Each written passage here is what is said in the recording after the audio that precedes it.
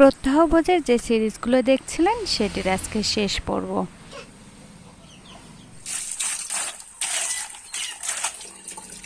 গত পর্বগুলো আপনাদের ভালো লেগেছে, সেজন্য আমি অনেক কৃতজ্ঞ।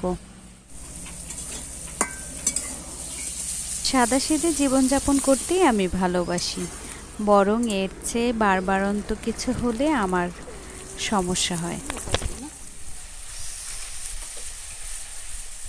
আমার ভিডিও যদি দুই একজন পছন্দ করেন, আমি তাদের জন্যই ভিডিও বানাবো। আসলে আমি আমার খোলসের বাহিরে গিয়ে অন্য কিছু ধারণ করতে পারবো না। আবার অন্য কোনো সুন্দর ভিডিও নিয়ে আপনাদের সামনে আসব। সে পর্যন্ত অনেক ভালো থাকবেন এবং আমার চ্যানেলের সাথে থাকবেন। অনেক ধন্যবাদ।